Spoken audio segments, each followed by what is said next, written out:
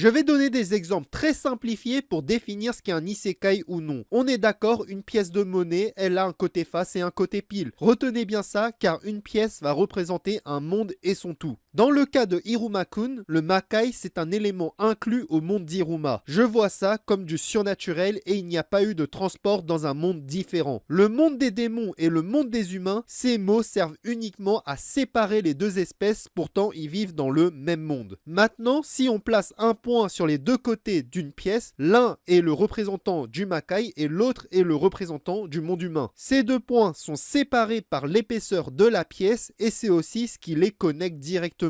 En conclusion, c'est toujours le même monde. Autre cas concret, les personnages de Yu Yu Hakusho sont aussi allés dans le Makai. Et pourtant, personne parle de Isekai pour lui. On l'a tout simplement mis dans le genre surnaturel. Maintenant, pour définir Isekai, je prends deux pièces différentes et quand je les colle ensemble, on peut dire que j'ai utilisé un outil comme la porte dans Gates pour connecter deux mondes différents. Pour signifier le transport dans un monde différent, là il me suffit de mettre une bille qui représente un humain sur une pièce qui est la représentation du monde d'origine, puis je place directement la bille sur une autre pièce, bien différente de la première pièce, sans que les pièces se touchent. Conclusion, je viens de vous démontrer qu'est-ce qu'un isekai transporté. Dans le cas de Sword Art Online, toute la pièce en question, c'est-à-dire le côté pile et le côté face, représente notre monde et je place plusieurs points à l'intérieur du côté pile. Car les mondes virtuels sont simulés par des machines de notre monde, plus ces mondes virtuels comportent d'intelligence artificielle supérieure comme dans l'Underworld, plus ça s'enfonce dans l'épaisseur de la pièce jusqu'à atteindre le côté face. L'Underworld est le seul point présent dans le côté face de la pièce, c'est-à-dire un potentiel équivalent du Makai dans Iruma-kun. Sauf que la différence, l'Underworld reste dépendante de notre monde car il n'est pas créé de l'autre côté de manière naturelle mais de manière artificielle par des humains. C'est pourquoi Sword Art Online ne sera jamais un isekai mais il est le représentant, il est le précurseur d'un nouveau genre qui est la VR Fantasy. Maintenant, oui, il existe des cas spécifiques d'isekai que je ne peux pas expliquer avec des pièces comme les Otome Games où le MC se réincarne ou se fait transporter dans un monde similaire au jeu qu'il a joué. J'ajoute bien que là, ce n'est pas un monde virtuel ou un monde pixel. C'est bien un monde fictif devenu un monde réel et bien différent du monde d'origine de la personne. En plus, ce monde en question est indépendant du monde d'origine. Ça, c'est la majorité des cas. Je le dis à l'avance, oui, le sujet est beaucoup plus complexe que ça. Et j'en ferai peut-être une vidéo un jour.